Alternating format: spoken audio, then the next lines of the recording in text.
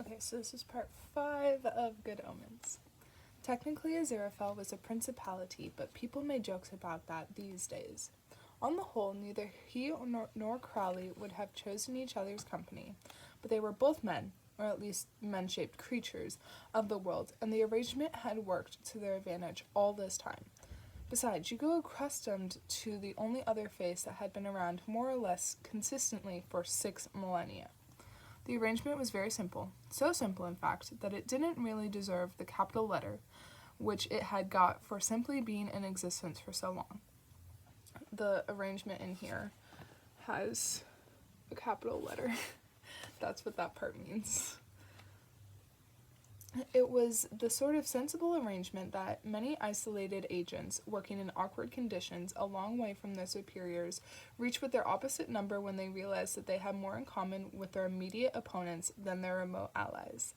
It means a tacit non-interference in certain of each other's activities. It made certain that while neither really won, also neither really lost, and both were able to demonstrate to their masters the great strides they were making against a cunning and well-informed adversary. It meant that Crowley had been allowed to develop Manchester, while Aziraphale had a free hand on the whole of Shropshire. Crowley took Glasgow, Aziraphale took Edinburgh. Neither claimed any responsibility for Milton Keynes, and that's note for Americans and other aliens. Milton Keynes is a new city approximately between London and Birmingham. It was built to be modern, efficient, healthy, and all in all a pleasant place to live. Many Britons find this amusing, but both reported it as a success. And then, of course, it had seemed even natural that they should, as it were, hold the fort for one another whenever common sense dictated. Both were of angel stock, after all. If one was going to haul for a quick temptation, it made sense to nip across the city and carry out a standard brief of divine ecstasy. It'd get done anyway, and being sensible about it gave everyone more free time and cut down on expenses. Aziraphale felt the occasional pang of guilt about this, but centuries of association with humanity was having the same effect on him as it was on Crowley, except in the other direction. Besides, the authorities didn't seem to care much who did anything as long as it got done. Currently, what Aziraphale was doing was standing with Crowley by the duck pond in St. James Park. They were feeding the ducks. The ducks in St. James Park were so used to being fed bread by secret agents meeting clandestinely that they had developed their own Pavlovian reaction. Put a St. James Park duck in a laboratory cage and showed a picture of 2 men, one usually wearing a coat with a fur collar, the other something somber with a scarf, and it'll look up expectantly.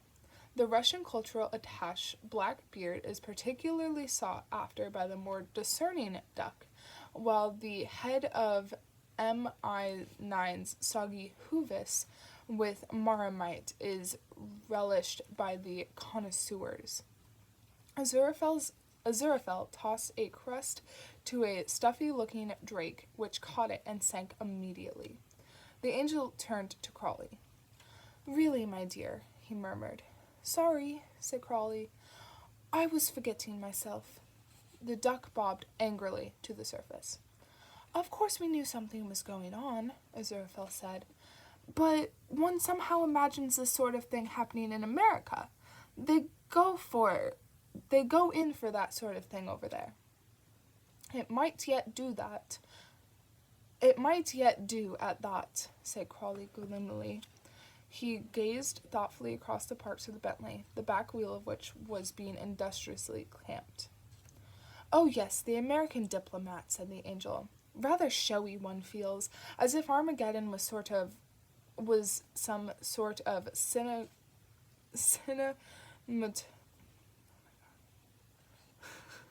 cinematographic show that you wish to sell in as many countries as possible." "Every country," said Crowley, "the earth and all the kingdoms thereof." Aziraphale tossed the last scrap of bread at the ducks, who went off to pester the Bulgarian naval attaché and a furtive-looking man in a Cambridge tie, and carefully disposed of the paper bag in a waste paper bin. He turned and faced Crowley. "We'll win, of course," he said. "You don't want that," said the demon. Why not, pray?" "Listen," said Crawley desperately. "How many musicians do you think your side have got, eh? First grade, I mean." Aziraphale looked taken aback. "Well, I should think," he began. "Two," said Crawley. "Elgar and Liszt. That's all. We've got the rest. Beethoven, Brahms, all the Bachs, Mozart, the lot. Can you imagine eternity with Elgar?" Aziraphale shut his eyes. "All too easily," he groaned. "That's it, then," said Crawley with a gleam of triumph. He knew Aziraphale's weak spot all right. No more compact discs, no more Albert Hall, no more proms, no more Glyndebourne, no, just celestial harmonies all day long. "Ineffable," Aziraphale murmured. "Like eggs without salt, you said, which reminds me, no salt, no eggs. No gravlax with dill salt, no fascinating little restaurants where they know you, no Daily Telegraph crossword, no small antique shops, no bookshops either, no interesting old editions, no—" Crawley scraped the bottom of Aziraphale's barrel of interest. "Regency silver snuff boxes." "But after we win, life will be better," croaked the angel. "But it won't be interesting. Look, you know I'm right. You'd be as happy with a hop as I'd be with a pitchfork. You know we don't play harps. And we don't use pitchforks. I was being rhetorical." They stared at one another. Aziraphale spread his elegantly manicured hands. "My people are more than happy for it to happen, you know. It's what it's all about, you see. The great final test. Flaming swords, the 4 horsemen, seas of blood, the whole tedious business," he shrugged. "And then game over, insert coin," said Crawley. "Sometimes I find your methods of expression a little difficult to follow." "I like the seas as they are. It doesn't have to happen. You don't have to test everything to destruction just to see if you made it right." Aziraphale shrugged again. "That's ineffable wisdom for you, I'm afraid." The angel shuddered and pulled his coat around him. Gray clouds were piling up over the city. "Let's go somewhere warm," he said. "You're asking me?" "Oh, hold on. Let's go somewhere warm," he said. "You're asking me?" said Crawley glumly. They walked in somber silence for a while. "It's not that I disagree with you," said the angel, as they plodded along the grass. "It's just that I'm not allowed to disobey, you know that." "Me too," said Crawley. Aziraphale gave him a sidelong glance. "Oh, come now," he said. "You're a demon, after all." "Yeah, but my people are only in favor of disobedience in general terms. It's specific disobedience they come down on heavily." "So, such as disobedience to themselves?" "You've got it. You'd be amazed. Or perhaps you wouldn't be. How long do you think we've got?" Crawley waved a hand at the Bentley, which unlocked its doors. "The prophecies differ," said Aziraphale, sliding into the passenger seat. "Certainly until the end of the century, although we may expect certain phenomenon before then. Most of the prophets of the past millennium were more concerned with scansions than accuracy." Crawley pointed to the ignition key. It turned. "What?" he said. "You know," said the angel helpfully. "And the world unto an end shall come in tumpty, 1 or 2 or 3 or whatever. There aren't many good rhymes for 6, so it's probably a good year to be in." "And what sort of phenomena?" "2-headed calves, signs in the sky, geese flying backwards, showers of fish, that sort of thing. The presence of the Antichrist affects the natural operation of causality." Crawley put the Bentley in gear. Then he remembered something. He snapped his fingers. The wheel clamps disappeared. "Let's have lunch," he said. "I owe you one from, when was it?" "Paris, 1793, said Aziraphale. "Oh, yes, the Reign of Terror. Was that one of yours or one of ours?" "Wasn't it yours?" "Can't recall. It was quite a good restaurant, though." As they drove past an astonished traffic warden, his notebook spontaneously combusted, to Crawley's amazement. "I'm pretty certain I didn't mean to do that," he said. Aziraphale blushed. "That was me," he said. "I had always thought that your people invented them." "Did you? We thought they were yours." Crawley stared at the smoke in the rearview mirror. "Come on," he said. "Let's do the Ritz." Crawley had not bothered to book. In his world, table reservations were things that happened to other people. Aziraphale collected books. If he were totally honest with himself, he would have admitted that his bookshop was simply somewhere to store them. He was not unusual in this. In order to maintain his cover as a typically second-hand bookseller, he used every means short of actual physical violence to prevent customers from making a purchase. Unpleasant damp smells, glowering looks, erratic opening hours, he was incredibly good at it. He had been collecting for a long time, and like all collectors, he specialized. He had more than 60 books of predictions concerning developments in the last handful of centuries of the second millennium. He had a penchant for wild first editions, and he had a complete set of the infamous Bibles, individually named for errors in typesetting. These Bibles included the Unrighteous Bible, so called from a printer's error which caused it to proclaim in 1 Corinthians, "Know ye not that the unrighteous shall inherit the kingdom of God?" And the Wicked Bible, printed by Baker and Lucas in 1632, in which the word "not" was omitted from the 7th commandment, making it, "Thou shalt commit adultery." There were the Discharge Bible, the Treacle Bible, the Standing Fishes Bible, the Charing Cross Bible, and the rest. Aziraphale had them all, even the very rarest, a Bible published in 1651 by the London publishing firm of Bilton and Skaggs.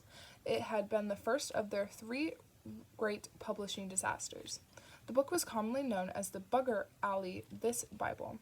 The lengthy compositor's error, if such it might be called, occurs in the book of Ezekiel, chapter 48, verse 5. 2. And by the border of Dan, from the east side to the west, a portion for after. And by the border of after, from the east side, even unto the west side, a portion of Nephalt. And by the border of Nephalt, from the east side unto the west side, a portion from Meneph. Buggery alley for this lark. I am sick to my heart of type fretting. Master Billington, if no gentleman, and Master Scraggs, no more than a tight-fisted scourk knobficht. I tell you, one a day like this, enough with half an ounce of sense, should be out in the sunshine and not stuck here all the livelong day in this muddy old Byre Lady workshop. And then it has expletives. It literally, okay, hold on. That's what it has. And I don't know how to say that. And by the border of Ephraim, from the east side, even unto the west side, a portion for Reuben.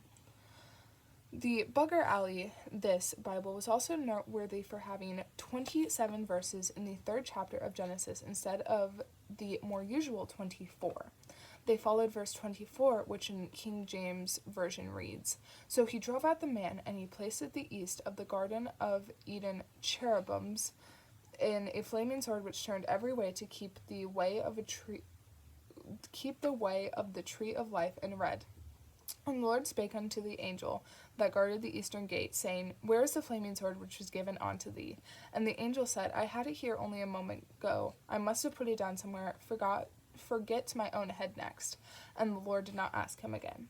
It appears that these verses were inserted during the proof stage.